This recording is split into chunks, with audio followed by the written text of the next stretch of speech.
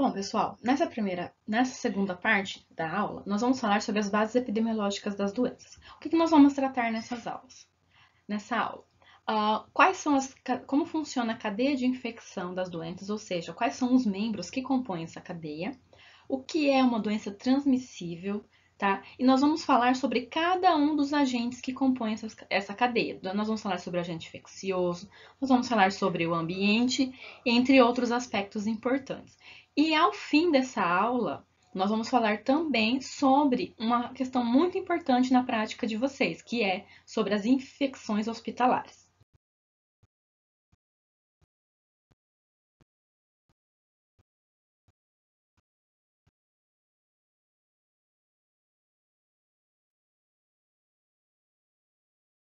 Doença transmissível ou infecciosa. O que é uma doença transmissível ou uma doença infecciosa? Uma doença transmissível é causada pela transmissão de um agente patogênico para um hospedeiro suscetível. Nós falamos na primeira aula sobre quais são os fatores que que façam com que o hospedeiro não adquira a doença. Então, a doença transmissível ela é causada por um agente patogênico em um hospedeiro que está suscetível, ou seja, ele não tem todas as defesas do organismo, né, de um modo adequado para se defender desse agente patogênico. Então, nós sabemos que os agentes infecciosos eles podem ser transmitidos para humanos diretamente, ou seja, entre os humanos ou animais infectados, tá? Ou indiretamente, através dos vetores, lembram dos vetores, que são os insetos que fazem a transmissão dessas doenças, partículas aéreas, né? Na fala, nós soltamos perdigotos com saliva, secreções, ou outros veículos, né? Que nós vimos que outros materiais, copos, talheres, roupas, celular, entre outros, podem ser canais de transmissão indireta das doenças.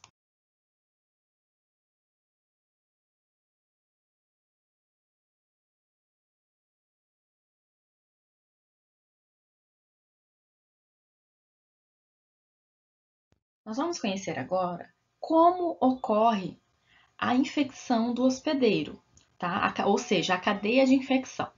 Nessa cadeia de infecção, nós temos quatro membros, vamos dizer assim. Nós temos um agente, nós temos o ambiente, nós temos o hospedeiro e nós temos o processo de transmissão, tá? Que é a relação entre o agente e como ocorre a contaminação do hospedeiro.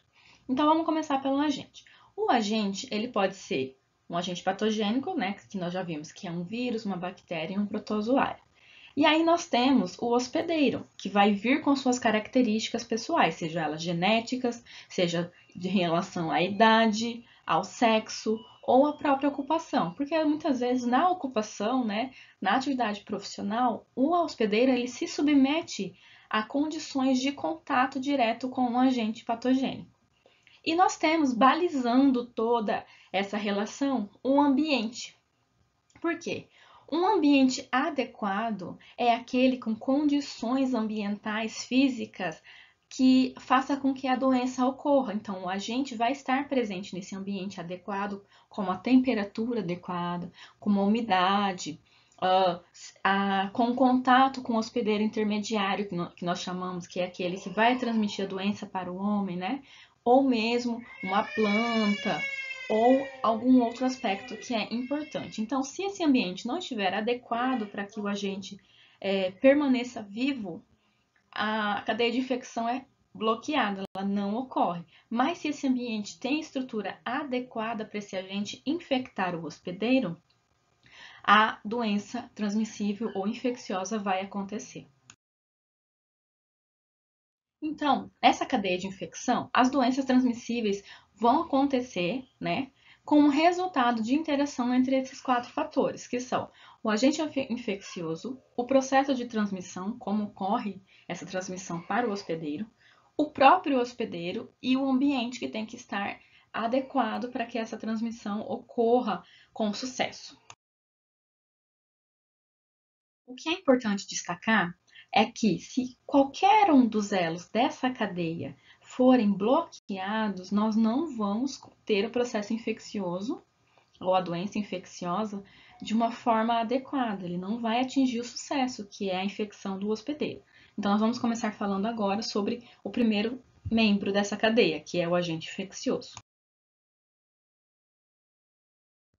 Vamos lá. O agente infeccioso. Nós temos que entender que a infecção é a entrada e o desenvolvimento ou a multiplicação de um agente infeccioso no hospedeiro. Isso é a definição de infecção. Lembramos, gente, nós falamos na aula anterior que infecção não equivale à doença. Nós podemos ser infectados por um agente infeccioso, porém nós podemos não desenvolver a doença, tá? Não vamos ter formas clínicas de apresentação da doença, porque muitas vezes o nosso organismo vai ter defesas que vai impedir com que a doença se desenvolva no nosso corpo. E nós temos que considerar que isso também está relacionado a características específicas de cada agente.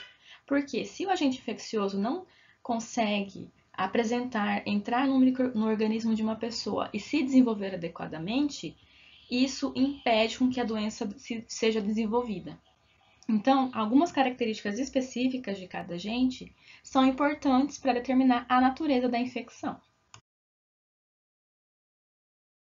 Quais são os fatores que influenciam as infecções? Nós temos a patogenicidade do agente, a virulência, a dose infectiva, tá? O reservatório do agente, onde ele vai se desenvolver, e a fonte de infecção.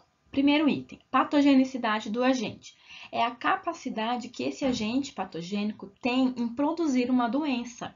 Nós temos alguns agentes patogênicos que têm uma patogenicidade baixa. Então, a capacidade que esse micro-organismo tem em desenvolver essa doença é baixa. Muitas vezes ele infecta o hospedeiro e não consegue desenvolver a doença. Então, isso quer dizer que esse agente tem uma patogenicidade baixa. O contrário também ocorre. Nós temos doenças, né, micro-organismos patogênicos, que têm uma alta patogenicidade. O que isso quer dizer? Que a capacidade dele em produzir uma doença é muito alta. Então, qualquer momento que ele infectar um hospedeiro, ele pode fazer com que esse hospedeiro desenvolva a doença. Segundo item, virulência. A virulência é a medida da gravidade da doença, pode variar de muito baixa a muito alta. Ou seja, a virulência está relacionada a gravidade da doença no organismo do hospedeiro. Muitas vezes, alguns patógenos, eles têm uma patogenicidade baixa, tá? Ou seja, ele não tem uma grande capacidade de produzir uma doença, porém, se ele consegue produzir a doença, ele tem uma virulência muito grande, ou seja, ele traz uma doença muito grave para o hospedeiro. Então, isso pode acontecer também. E também pode acontecer desse agente ser altamente patogênico, ele pode provocar doença em qualquer momento que ele infecte um hospedeiro, com uma alta virulência, ou seja, ele traz uma doença muito grave para o hospedeiro. Dose infectiva. O agente infeccioso, para que ele desenvolva a doença no hospedeiro, tá? Ele precisa entrar nesse hospedeiro numa dose que é considerada uma dose infectiva, ou seja, é a quantidade requerida para causar infecção em um indivíduo suscetível. Então, muitas vezes, uma dose pequena pode não causar a doença. Ou se esse agente é altamente viral, virulento, né? E tem uma alta patogenicidade, uma dose muito pequena já causa a doença. E muitas vezes esse agente também precisa de uma dose muito maior. Por exemplo, ele tem que entrar em grande quantidade no organismo do hospedeiro para desenvolver. Então, a dose infectiva dele é alta. Tudo bem? Vamos lá. Reservatório de um agente. O reservatório de um agente é um local ou habitat natural, que pode incluir humanos, animais e fontes ambientais. Muitas vezes, quando esse agente patogênico está, né, esse agente infeccioso está no ambiente, ele vai procurar um local em que ele vai conseguir sobreviver sem estar dentro do hospedeiro, e aí ele usa esse reservatório temporariamente até ele conseguir infectar um hospedeiro definitivo, que é o que nós chamamos de hospedeiro definitivo. Então, o reservatório muitas vezes é chamado também de hospedeiro intermediário, ou seja, é um hospedeiro que o agente infeccioso fica vivo, porém ele não consegue desenvolver a doença. Então, ele vai sair desse reservatório e entrar em contato com o hospedeiro para aí, então, conseguir desenvolver a doença. E, por fim, nós temos a fonte de infecção, que é aquilo que nós já tratamos anteriormente, né? Que é a pessoa ou objeto de onde o hospedeiro adquire a doença, que pode ser diretamente ou indiretamente.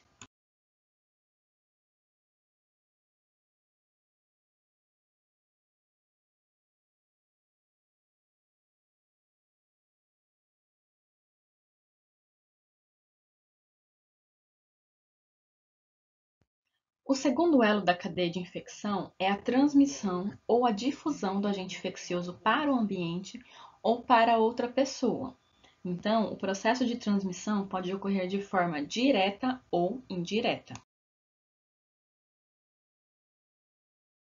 Então, o processo de transmissão, ele pode acontecer de forma direta, ou seja, de pessoa a pessoa, de uma pessoa doente para uma pessoa saudável. Por exemplo, doenças que são causadas por transmissão direta. Qualquer doença sexualmente transmissível, tá? Tuberculose, hanseníase e difteria. Então, com contato com a pessoa doente, o indivíduo suscetível, né, ou o indivíduo saudável pode adquirir a doença. Isso é um processo de transmissão direta. Indireta é quando o agente infeccioso ele permanece em objetos, em secreções do indivíduo, e aí a partir dessas secreções que é a contaminação de uma outra pessoa. Indireto, por exemplo, fômites. Os fômites, gente, nada mais é do que tudo aquilo que a pessoa doente toca. Muitas vezes, igual nós falamos anteriormente, copos, talheres, roupas de cama, roupas, telefones. Então, os fômites nada mais são do que objetos que carregam os micro-organismos para outras pessoas entrarem em contato e adoecerem. Um exemplo, o tétano. O tétano, ela pode ser perdão, ela pode acontecer com um contato com o solo contaminado e também com objetos que estão enferrujados. Então, esse contato indireto, ou seja, não há uma contaminação entre uma pessoa e outra, não. O micro-organismo está naquele produto, está no solo ou está no material enferrujado, e através do contato de uma pessoa suscetível com esses objetos ou com o próprio solo, que acontece a transmissão. Os aerossóis nada mais são ou perdigotos, né? Os aerossóis que saem da nossa boca quando nós espirramos, também são considerados um contato indireto, um processo de transmissão indireta. Exemplos de doenças causadas por perdigotos e aerossóis: pneumonia e a coqueluche. Dentro da transmissão indireta, nós temos dois tipos de transmissão, que é a transmissão também por veículos, tá? E transmissões por artrópodes ou animais. Então, esses são considerados tipos de transmissão indireta. Então, por exemplo, veículos que podem fazer a transmissão dos micro-organismos. A água, um exemplo de doença causada pelo o contato com água contaminada é a cólera. Outro veículo, alimentos contaminados, né? Alimentos que contêm bactérias. Exemplos, infecções alimentares ou botulismo. O solo, né? Como citei anteriormente, o próprio tétano é causado pelo veículo solo. O solo contaminado causa a doença, o tétano. E pelo ar, que são os estreptococos e os estafilococos, ou seja, o contato com o ar contaminado leva à transmissão dessas doenças. A transmissão indireta por artrópodes ou animais, exemplos, né, de transmissão por vetores artrópodes. A febre maculosa, que é uma doença causada pela picada de um carrapato ou de uma espécie de micuim, gente, vamos lembrar do micuim, quem tem sítio. Então, são doenças causadas por vetores artrópodes, né, insetos.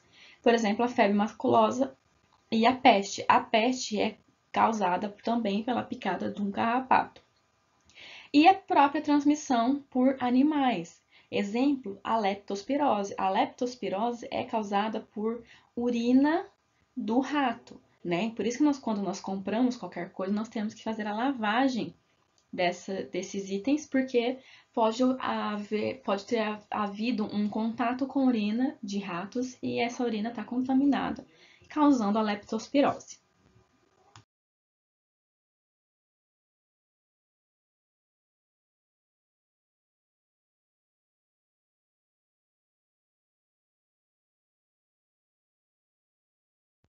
Vamos agora falar do terceiro elo da cadeia de infecção, que é o hospedeiro. O hospedeiro nada mais é, como nós falamos anteriormente na introdução à parasitologia, é uma pessoa ou animal que proporciona um local adequado para que o agente infeccioso cresça e se multiplique em condições naturais. Os pontos de entrada são pele, mucosa, trato respiratório e trato gastrointestinal. E a reação do hospedeiro, ela vai variar pela suscetibilidade desse hospedeiro. Por quê? Se esse indivíduo ele está pouco suscetível àquela doença, ele pode ter uma infecção que nós chamamos de infecção inaparente, ou seja, ele não tem sinais e sintomas visíveis.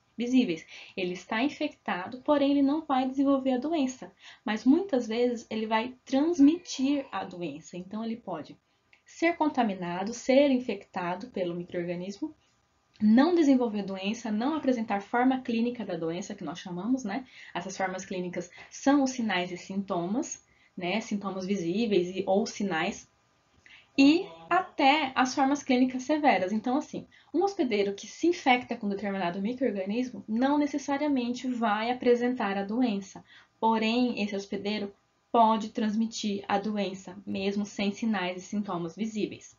Então, esse hospedeiro, se ele não está suscetível, ele apresenta essa infecção inaparente, ou ele pode desenvolver a doença de uma forma tão severa, com todos os sinais e sintomas possíveis, até o momento em que esse hospedeiro pode ir a óbito. Então, a reação do hospedeiro vai variar entre sem sinais e sintomas, infectado, porém sem sinais e sintomas, até formas clínicas severas da doença. Se o hospedeiro ele não apresenta a doença, se ele entra em contato com o micro-organismo e não desenvolve a doença, isso está relacionado à resistência do hospedeiro. Nós falamos muito sobre a resistência que é adquirida. O que é essa resistência? É através de exposições prévias ou pela imunização contra o agente. Ou seja, o hospedeiro ele entra em contato com o micro-organismo, o corpo dele responde a esse contato e cria células de defesa contra aquele micro-organismo. Isso é uma questão. Segunda questão é a imunização, ou seja, a vacinação, que nada mais é do que a proteção dos indivíduos suscetíveis às doenças transmissíveis, através da administração de vacinas. Como que essa resistência, essa imunização é realizada? A vacina nada mais é do que compostos que contêm partes de micro-organismo, o próprio micro-organismo. Então, pode ser um agente infeccioso vivo modificado, ou seja, o agente infeccioso ele está vivo, porém a capacidade de virulência dele está reduzida. Ou seja, ele entra em contato com o organismo, mas ele não consegue causar a doença, porque a virulência dele foi modificada para algo bem baixo, algo bem tranquilo, que ele não vai conseguir causar a doença no hospedeiro. Segunda coisa, suspensão de organismos mortos. Os laboratórios matam esses agentes infecciosos e administram esses agentes infecciosos mortos no hospedeiro suscetível. E aí, quando esse hospedeiro entra em contato com esse micro-organismo morto, o corpo do hospedeiro desenvolve células de defesa contra aquele micro-organismo morto, mas ele está morto, então ele não tem capacidade nenhuma de causar uma doença. Então, por exemplo, na vacina contra a coqueluche. Então, há suspensão de micro-organismos mortos na vacina. Terceira questão da imunização. A toxina inativada do micro-organismo. Então, os laboratórios, eles captam essas toxinas. Isso acontece com a vacina da antitetânica, tá? Então, eles captam essa toxina, inativam ela, retiram a capacidade de causar doença e fazem essa administração e fazem essa suspensão na vacina. Então, vai acontecer da mesma forma. A toxina é introduzida no organismo do hospedeiro, que vai criar células de defesa para se defender dessa toxina. Mas como ela está inativada, ela não produz doença. Mas as células de defesa vão ter essa memória, que nós chamamos de memória imunológica, e vai conseguir matar essa toxina. E nós temos uma quarta parte, que é o polissacarídeo bacteriano. Nossa, professora, que palavrão. Então, polissacarídeo nada mais é do que uma parte da bactéria. um pedacinho, uma pequena porção da bactéria que é retirada dessa bactéria e utilizada para a fabricação de vacinas. Então, nós temos 4 formas de imunização. Com agente infeccioso vivo, modificado, reduzindo a virulência dele. Então, ele não tem essa capacidade de infecção. Uma suspensão de micro-organismos mortos, a toxina do micro-organismo inativada e uma porção, uma pequena parte da bactéria utilizada para a fabricação de vacina. Então, as vacinas são basicamente compostas por esses 4 itens.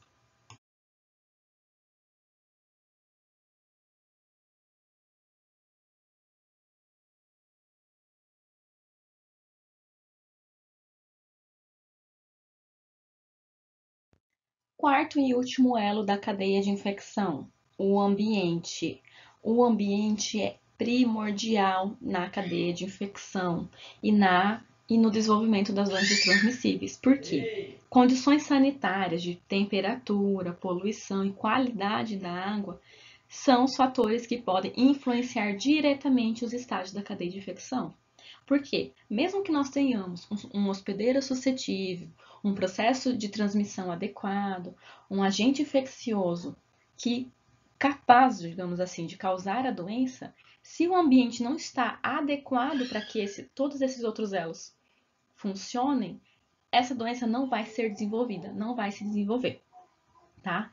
E também outros fatores, como fatores socioeconômicos, densidade populacional, aglomeração e pobreza, também são de grande importância. Porque o fator da doença transmissível, lembrem, gente, no processo de transmissão é o contato direto ou o contato indireto. Quanto mais aglomerado o número de pessoas, maior é o risco dessa infecção acontecer, porque você tem um contato direto e você tem um contato indireto. Então, a densidade populacional, que é o número de pessoas por quilômetro quadrado, também influencia grandemente nesse processo de infecção.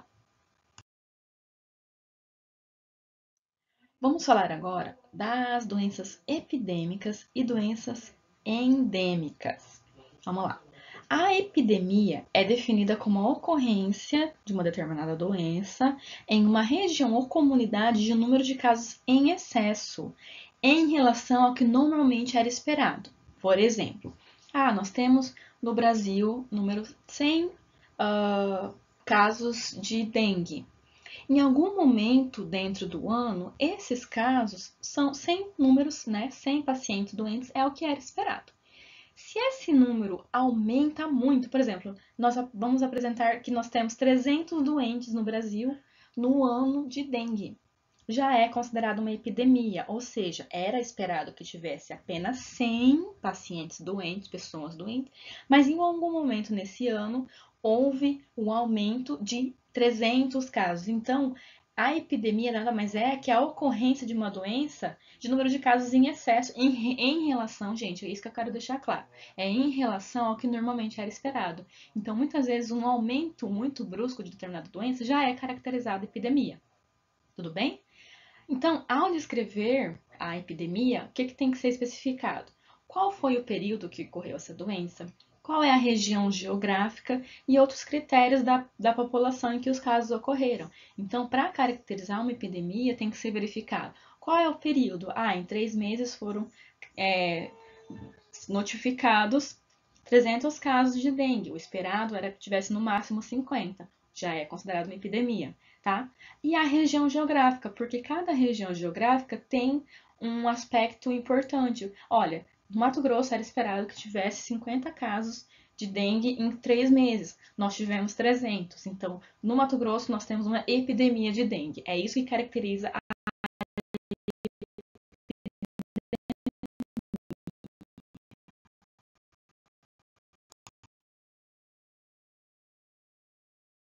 outra definição importante é a definição de doenças endêmicas. O que são doenças endêmicas? São doenças transmissíveis que ocorrem em uma área ou grupo populacional que a ocorrência dessa doença é estável, tá? Com incidência ou prevalência elevada. A incidência é o número de casos novos que você tem daquela doença. A prevalência é o número de casos que você já tinha daquela doença. Então, doenças endêmicas como a malária estão entre os principais problemas de saúde no Brasil, principalmente populações de baixa renda. E se acontecer mudanças nas condições do hospedeiro, uma doença endêmica, que é o número X esperado naquele ano, pode se tornar epidêmica. Por exemplo, no Mato Grosso, nós sabemos, o Mato Grosso é considerado endêmico para malária e febre amarela. Ou seja, é uma região em que você espera que ela tenha malária e febre amarela, mas dentro de uma quantidade X de casos. Olha, no Mato Grosso é esperado que nós tenhamos 100 casos de febre amarela. Então, Mato Grosso é endêmico, porque essa doença já é esperada naquela região e naquela população. Já se há como na epidemia, se há um aumento muito grande do número de pessoas doentes de febre amarela, por exemplo, já é considerado epidemia. Então, essas são as definições de doenças endêmicas. São doenças que são esperadas em determinadas áreas geográficas, com um número X de pessoas afetadas. Antes, eu já tinha falado com vocês de duas doenças que são consideradas infecções emergentes ou reemergentes. O que são infecções emergentes ou reemergentes? São doenças transmissíveis que até então eram desconhecidas ou doenças que estavam sob controle. Por exemplo, febres virais hemorrágicas, o ebola, que era uma doença emergente, surgiu, retornou e ela não tinha nenhum tipo de conhecimento, a comunidade científica não tinha conhecimento sobre essa doença. É uma doença emergente, ou seja, ela surgiu, ela veio, ninguém tinha conhecimento sobre essa doença. A febre amarela e a dengue são consideradas doenças reemergentes, ou seja, já tinha-se conhecimento sobre essas doenças, elas estavam sob controle, porém aumentou muito o número de casos dessas doenças, então, no mundo, ou mesmo no Brasil. Então, elas são consideradas doenças reemergentes. E outras doenças virais, por exemplo, a poliomielite e a influenza A. A poliomielite e a influenza A são consideradas doenças reemergentes, porque elas estavam controladas, principalmente a poliomielite, né, que é conhecida como paralisia infantil. Então, essa doença que estava controlada, em algum momento daquele momento histórico, ela surgiu com um número muito grande de casos, ela é considerada uma doença reemergente. Professora, o que pode ser causado por isso? O que pode ter causado essa reemergência das doenças, principalmente da paralisia infantil? A ausência de vacinação, a ausência de uma cobertura vacinal adequada faz com que doenças que até então estavam controladas ressurjam, sejam doenças reemergentes. Por quê? Se não há vacinação, não há bloqueio contra aquele micro-organismo, e aí a doença pode voltar a acontecer. E entre as doenças bacterianas, antrax, não sei se vocês lembram, na época do 11 de setembro nos Estados Unidos, era uma doença que não era conhecida, e aqui as pessoas mandavam por correio, né, pó, que eles falavam que tinha a bactéria antrax, a cólera, a febre tifoide, a praga brucelose, têm sido doenças de difícil controle, porque eram doenças que estavam controladas ou eram doenças desconhecidas que começaram a ressurgir ou a surgir no mundo. Agora nós vamos entrar na parte que é importantíssima para a prática de vocês, que é sobre as infecções hospitalares. Tá?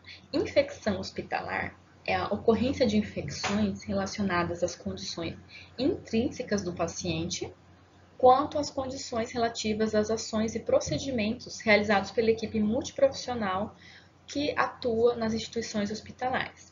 Então, é a ocorrência de infecções devido à infecção do paciente ou devido às ações que os profissionais realizam nesse paciente.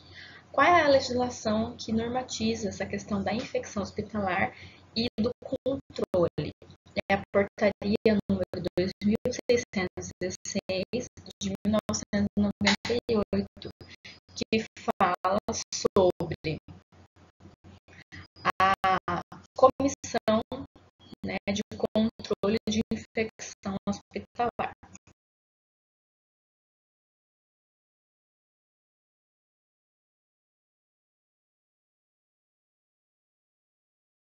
Essa portaria é uma portaria do Ministério da Saúde e ela traz 4 definições da infecção hospitalar. Então, o que é considerado infecção hospitalar? Primeira definição: quando há a ocorrência, né, uma evidência clínica ou laboratorial de infecção no momento que o paciente é internado, tá? A partir de 72 horas após a admissão. Então, é verificado que esse paciente está com uma infecção a partir de 72 horas após a admissão. A partir de 72 horas, ele começou a apresentar um quadro infeccioso, é considerado infecção hospitalar. Segunda definição: aquelas manifestações antes de 72 horas de internação, tá? Quando associadas aos procedimentos e diagnósticos realizados durante esse período. Então, houve algum tipo de procedimento invasivo naquele paciente e antes das 72 horas ele já começou a apresentar processo infeccioso. Então, isso é considerado infecção hospitalar. Outra definição dessa legislação: infecção hospitalar também é considerada infecções nos recém-nascidos, com exceção das transmitidas de forma transplacentárias e aquelas associadas à bolsa rota, ou seja, bolsa rompida superior a 24 horas. Então, se nós temos um recém-nascido no hospital e ele começou a apresentar infecção, já é considerado infecção hospitalar, exceto quando houve a transmissão de uma doença por via placentária, pela placenta, e se a mãe estava com a bolsa rompida há mais de 24 horas. Isso exclui. Então, se o recém-nascido, após 24 horas de internação, ele apresenta infecção, já é considerada infecção hospitalar desse recém-nascido. Tá? Outra definição: pacientes que vêm de outro hospital, que já internam com infecção, são considerados portadores de infecção hospitalar do hospital que eles vieram. Então, para o hospital que ele internou, digamos assim, nós temos um paciente que veio do Hospital Santa Rosa para o Hospital São Mateus. Se esse paciente já está apresentando uma infecção, é considerada infecção hospitalar do hospital em que ele veio, tá? No hospital que ele está internado, é considerado uma infecção comunitária. Quais são as formas de prevenção das infecções hospitalares? Gente, primeira coisa que tem que ser feita para evitar infecções hospitalares: lavagem das mãos. Sem a lavagem das mãos, a prevenção é totalmente ineficaz, porque você vai manusear material e se as mãos estão sujas e contaminadas, elas vão contaminar os objetos e os materiais. Então, primeira forma de prevenção: lavagem das mãos. Então, as mãos elas têm que ser lavadas imediatamente antes do contato com o paciente e após qualquer atividade ou contato que resulte uma nova contaminação. Então, antes de atender um paciente, nós temos que lavar as mãos. Manipulamos, movimentamos o paciente, mesmo que eu tenha utilizado luvas, é isso que eu tenho que deixar claro. Vocês têm que lavar as mãos após a realização do procedimento, tá? Como que lava? Água e sabão, não precisa de mais nada além disso, exceto se vocês estiverem entrando em um procedimento cirúrgico, e aí nós vamos utilizar uma solução específica para fazer a lavagem das mãos. A utilização de sabões com antimicrobianos, por exemplo, clorexidina, iodo, entre outras coisas, é utilizado na lavagem rotineira das mãos de profissionais que trabalham em unidade de terapia intensiva, UTIs, tá? Ou unidades de imunodeprimidos, por exemplo, pacientes que estão em tratamento quimioterápico, a lavagem das mãos tem que ser realizada com esses produtos que contêm antimicrobianos, porque esse paciente está muito suscetível, está com um sistema imunológico muito deficitário. Então, tem que lavar as mãos com esses produtos que têm antimicrobianos. E o álcool gel só está indicado em locais ou em procedimentos em que não é possível a realização da lavagem das mãos. Então, o álcool gel nós podemos utilizar se a gente não tem condição de lavar as mãos naquele momento. Apenas isso, mas o indicado principalmente é a lavagem das mãos. Eu já tinha abordado essa imagem na aula de anatomia e fisiologia quando começou essa questão do coronavírus. Então, eu gosto muito dela, que é o seguinte: ela orienta o processo correto de lavagem das mãos. Gente, uma lavagem das mãos adequada tem que ser realizada em no mínimo 20 segundos. Então, passa o processo de lavagem das mãos, cantem 2 parabéns para você no momento que vocês estão lavando as mãos. É o tempo adequado para que você faça essa higienização de uma forma adequada. Então vamos lá. Primeiro item, passar sabão e molhar com água. O que eu recomendo? Se você tem uma torneira que não pode ser fechada com o cotovelo, se você não tem papel toalha para quando você secar, você fechar a torneira, você molha a mão, passa o sabão e lava a torneira. E ali você já higieniza a torneira, porque quando você enxaguar a mão, sua mão vai estar limpa. Se você pegar na torneira, você está contaminando novamente. Mas se nesse primeiro momento você já lavar a torneira, tá ok. Você pode fechar depois, sua mão não vai estar mais contaminada. Então, passa sabão e molhe com água. Esfregue a palma de cada mão, bem esfregada. Esfregue entre os dedos, na região superior das mãos, tá? Esfregue o polegar de cada mão, o dorso de cada mão, tá? E por fim, lave os punhos. Para fazer essa lavagem correta, vamos enxaguar. Para enxaguar, gente, enxague das pontas dos dedos para os punhos. Deixe sua mão com a ponta do dedo para cima para que a água escorra para o punho, porque se você colocar as pontas dos dedos para baixo, essa água do punho que já está ali contaminada vai contaminar os seus dedos. Então essa lavagem vai ser totalmente ineficaz. Eu gostei muito desse esquema, desse slide, porque ele vai orientar e direcionar em que momentos as mãos devem ser lavadas. Então, primeiro momento, antes de contato com o paciente, porque nós estamos manipulando o tempo todo papel, jaleco, passa a mão no jaleco, passa a mão na cabeça, no cabelo, no rosto e etc. Então, antes de manipular o paciente, você vai lá, lava a mão, evita entrar em contato com qualquer outra superfície e vai lá e faz assistência direta ao paciente. Segundo momento, antes da realização de qualquer procedimento asséptico. Ah, vou fazer um curativo estéreo? Tenho que lavar a mão. O procedimento estéreo, com a utilização de luva estéreo, não exclui a lavagem das mãos. Terceiro, após o risco de exposição a fluidos corporais. Fiz a manipulação desse paciente e tinha um risco de contaminação. Vou lá e lavei minha mão. Tá? Ah, peguei na cama do paciente, ali poderia ter alguma secreção que eu não vi. Ah, entrei em contato com o equipo de soro, pode ter alguma secreção ali que eu não vi. Lave as mãos após esse manuseio.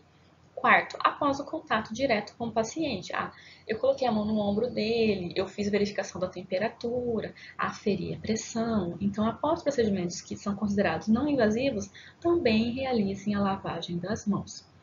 E 5, após o contato com as áreas próximas do paciente. Ah, professora, mas eu não entrei em contato direto com a pele do paciente, mas você manipulou a medinha de cabeceira, você manipulou o suporte de soro, você manipulou a cama, você ajudou a trocar o lençol, você ajudou a fazer a higiene desse ambiente, a higiene do leito hospitalar, então tem que lavar as mãos mesmo depois desse contato com superfícies próximas do paciente. Outros fatores para a prevenção das infecções hospitalares. Luvas de procedimento estéreis e não estéreis têm que estar o tempo todo disponíveis nas áreas clínicas, tudo bem? As luvas de procedimentos, ou seja, as luvas não estéreis, elas têm que ser utilizadas como proteção do profissional quando há risco de qualquer tipo de contaminação com secreção do paciente ou outras secreções. Por exemplo, numa coleta de sangue ou fazer algum tipo de higienização, mesmo que seja higienização da pele, tem que se usar luvas de procedimento. E também indicadas para procedimentos não estéreis em pacientes em isolamento de contato. Acredito que você já tenha visto isso na aula de biossegurança, né, que é o isolamento de contato. O isolamento de contato é aquele em que você evita qualquer tipo de contato direto com o paciente ou com as áreas em torno dele. Então, quando o paciente está em isolamento de contato, é obrigatório o uso de luvas de procedimento. tá? As máscaras, óculos de proteção e os aventais, eles têm que ser usados em procedimentos com risco de contato com sangue ou secreção no rosto e nos olhos. Então, tem que usar máscara, óculos de proteção e avental, principalmente em cirurgia, quando ocorre a intubação do paciente, na realização de qualquer tipo de drenagem, na realização de procedimento de aspiração, tá? Do paciente, aspiração de secreções respiratórias, tem que usar máscara, óculos de proteção e avental. Porque nesse procedimento de aspiração pode voar algum tipo de secreção no rosto do profissional e ele ser contaminado. Outra questão de suma importância para evitar infecção hospitalar. Cuidado com os catéteres, sejam eles intravenosos, ou seja, que são catéteres de punção venosa, usados na veia para administração de medicamentos, ou catéteres como sonda nasogástrica, sonda vesical, né, que é introduzida na bexiga para drenagem de urina, ou a sonda nasogástrica, que é utilizado para administração de medicamentos e alimentos, ou mesmo para drenagem do suco gástrico, tá? Então, nós temos que tomar um cuidado muito grande com os catéteres. Quais são esses cuidados? Nós temos que realizar a troca sempre que esses catéteres se apresentarem úmidos, tá? De sangue ou sujos, de sangue, secreção, suor, tá? Então, nós temos que trocar sempre que houver a presença de umidade. Curativo com gás e esparadrapo, eles têm que ser trocados a cada 24 a 48 horas. Se 48 horas é se o curativo está seco. Normalmente as instituições hospitalares têm uma padronização do tempo em que o curativo é realizado e ele pode ser trocado. Normalmente prefere-se que faça a troca do curativo a cada 24 horas. Tá? Fazer antisepsia, lembrem, gente, antisepsia das mãos, da pele, tá? Com povidine, iodo ou clorexidina alcoólica. O povidine vocês vão conhecer na prática, tá? E a clorexidina alcoólica também. São soluções antissépticas, tá? Em cada troca de curativo após a inspeção do local de inserção. Então, fazer a limpeza desse local com essas duas soluções auxilia para evitar as infecções hospitalares. E evitar ao máximo a utilização de antibiótico tópico local, essas pomadas com antibiótico, evitar ao máximo. Porque quando nós usamos antibiótico para a realização de um curativo, nós estamos retirando as bactérias patogênicas? Sim, mas no mesmo tempo nós estamos retirando boas bactérias que são benéficas para aquele paciente. Então, evita-se ao máximo utilizar antibiótico tópico na realização de curativos. Trocas de linhas de infusão. O que são essas linhas de infusão, pessoal? Equipo, aquela torneirinha, dupla via que nós conhecemos, tá? Vocês vão ver imagens mais para trás. Então, essas linhas de infusão, elas têm que ser trocadas obrigatoriamente a cada 72 horas. Não pode permanecer por mais de 72 horas, tá? Para fazer a administração de nutrição parenteral total, sangue, tem que ser um equipo específico apenas para aquela solução. Nutrição parenteral é a nutrição que é administrada na veia do paciente, tá? Via intravenosa dos nutrientes. Então, são pacientes que muitas vezes estão debilitados, não conseguem comer, né? Ou ingerir alimentos, então faz essa administração desses nutrientes diretamente na veia. Hemoderivados, qualquer tipo de sangue, seja concentrado de plaquetas, o próprio sangue, tá? Então, esses equipos têm que ser exclusivos para essas soluções. Não podem ser administradas outras soluções nesses equipos, porque há um risco muito grande de contaminação e desse paciente ter uma infecção.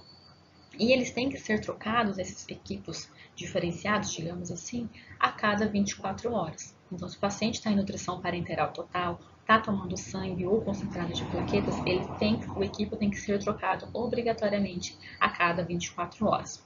Não temos uma indicação rotineira para troca de catéter venoso central, ou seja, catéteres que são passados pelo médico nas artérias, tá? Ou nas veias. Não tem um protocolo.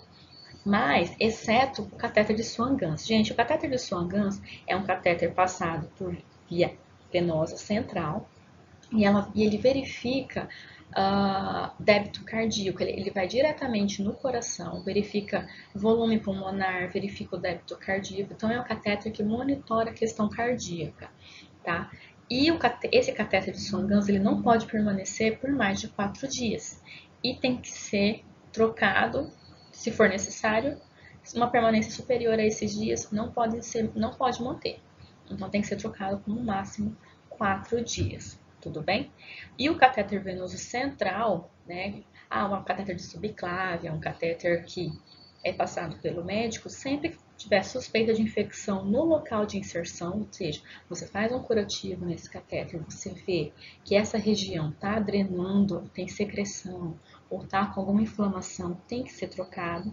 Se esse paciente tem uma infecção sistêmica também, ou devido ao mau funcionamento desse catéter. Então, o catéter venoso central é um catéter que nós temos que ter muito cuidado, porque ele está diretamente em grandes artérias ou em grandes veias. Aqui nós temos as imagens daquilo que eu falei anteriormente para vocês. Nós temos do lado esquerdo um equipo com a bureta. Gente, a bureta é um equipamento que nós utilizávamos, né, antes de existir a bomba de infusão, porque é quando você tem que fazer gotejamento de medicamentos muito lentamente. São medicamentos que têm um gotejamento criterioso, que tem que ser passado no paciente devagar. Então, usava-se essa bureta antes de termos as bombas de infusão, porque a bomba de infusão controla o gotejamento das medicações, tá? O lado direito aqui em cima, nós temos a 3 vias, que nós chamamos de torneirinha. Então, essa 3 vias, ela é utilizada na punção venosa para que, ele está com uma punção, mas eu quero um outro canal para administrar medicamento. Então, nós colocamos essas 3 vias na punção venosa do paciente para auxiliar, para não ter que ficar tirando o tempo inteiro e manipulando aquele catéter venoso. Embaixo nós temos dupla via, então essa ponta única vai na veia do paciente e nós temos essas duas outras saídas. Então, por uma você administra uma medicação, na outra você fecha e administra outra medicação. Então, você deixa o soro gotejando em um, precisa fazer uma medicação direta, introduzir na veia do paciente, uso a outra saída para fazer essa medicação. E por fim, nós temos, para evitar as infecções hospitalares, a limpeza e desinfecção de superfícies. Então, essa limpeza tem que acontecer quando houver contaminação visível de secreção ou sangue, outros fluidos corpóreos em superfícies, nos equipamentos. Nós devemos utilizar os desinfetantes aprovados pelo hospital que atende às normas do Ministério da Saúde para áreas limpas e afetadas durante a cirurgia. Por exemplo, vou fazer a limpeza e a desinfecção do leito de um paciente. Uma coisa que é importante lembrar, gente, nós não podemos fazer a desinfecção se tiver matéria orgânica naquele local. Antes de fazer a desinfecção, nós temos que limpar. Limpeza é a retirada da matéria orgânica, é feita com água e sabão. Fizemos essa limpeza, passamos água e sabão, enxaguamos, tiramos toda a matéria orgânica daquela superfície. Agora sim, eu posso utilizar uma solução. Normalmente se usa álcool 70 para limpar o leito do paciente, colchão, mesinha de cabeceira, equipo. E aí sim nós podemos fazer a desinfecção dessa superfície com álcool 70. Então, toda a desinfecção antes de ser realizada, tem que ser feita a limpeza com água e sabão. Nós não podemos passar álcool 70 diretamente em um local que esteja contaminado ou sujo. Tem que ter uma limpeza anteriormente. Tudo bem? Pessoal, essa foi a aula de hoje e eu quero muito que vocês mandem dúvidas no fórum. Como eu falei na outra aula, qualquer dúvida, não quero fazer no fórum, me mandem mensagem no privado, na plataforma. Eu vou ficar muito feliz de responder qualquer coisa. Professora, você falou isso na aula. Naquele slide X, eu não entendi. Você pode explicar melhor? Faço com todo prazer, tá bom? Muito obrigada.